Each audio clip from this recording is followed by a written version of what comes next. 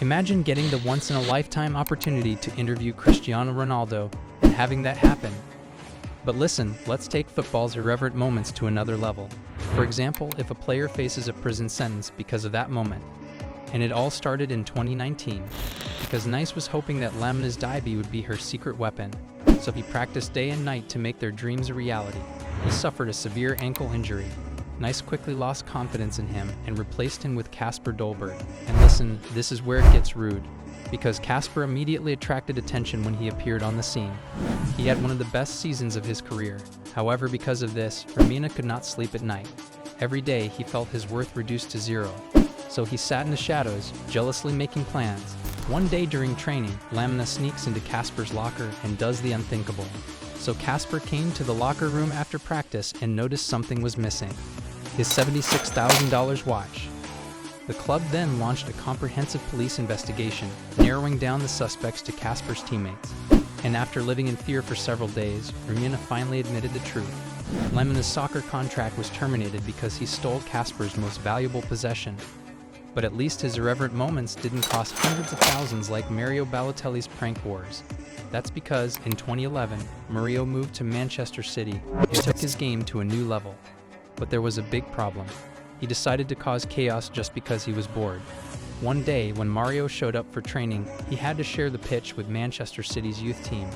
And instead of being a role model for the kids, helping them with their routines, Mario decided to do the right thing and throw an arrow at them.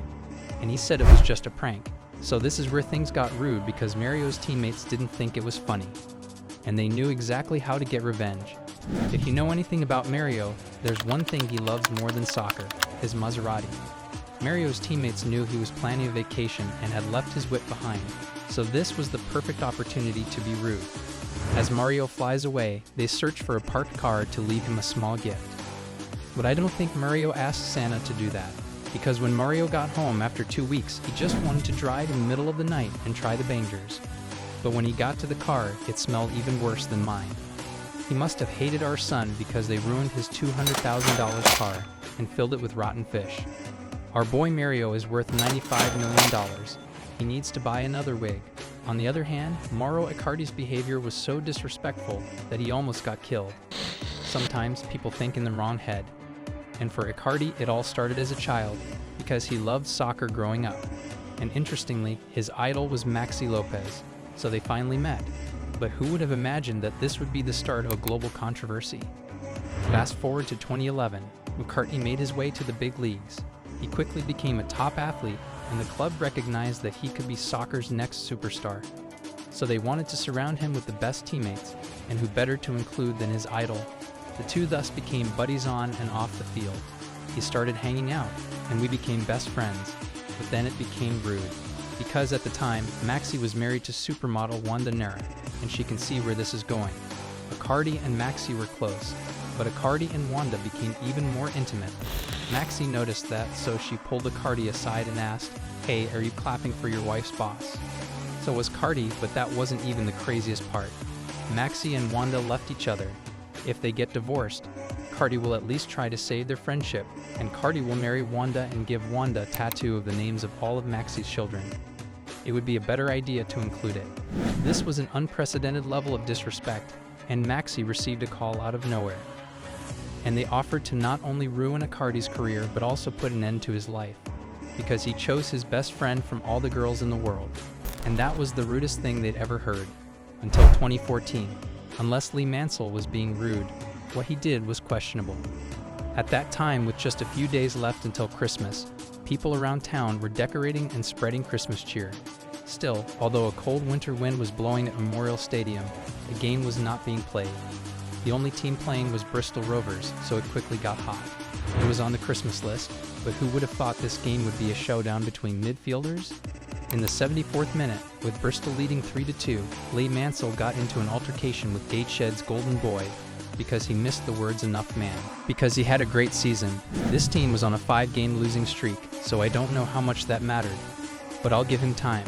But when Seamless arrived for the game against Werder Bremen, he knew it was time to end the losing streak, now or never. That's because they were playing a team that had yet to win a game in 2 months. So he knew it was time to fill out the application if he lost. but he was confident and willing to be slighted. Both teams were excited, and our boy Celis had a great chance just 30 minutes into the game. He lined up in the penalty shootout and sealed his deal. However, there were still 60 minutes left.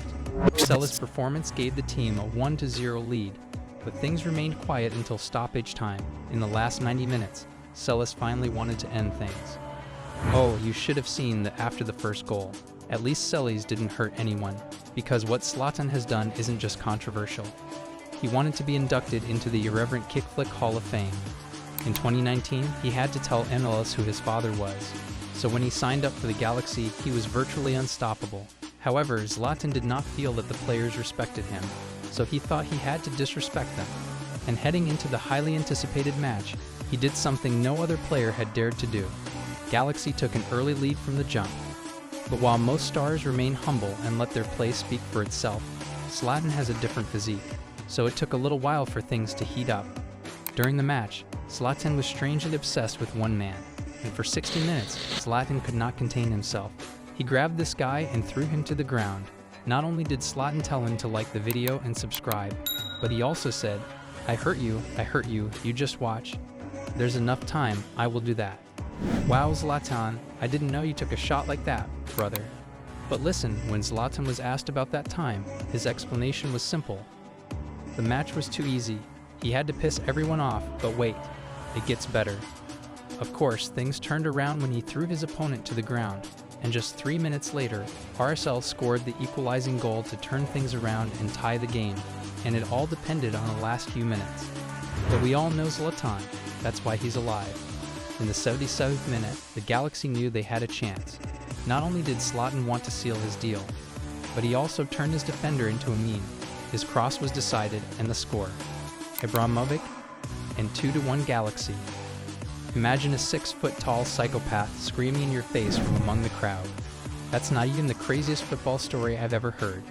Imagine a player moves into a haunted house and flees the country in fear. Please think about it. Another player scored a goal, and the fans killed him. You don't have to think about it. Click here for this video.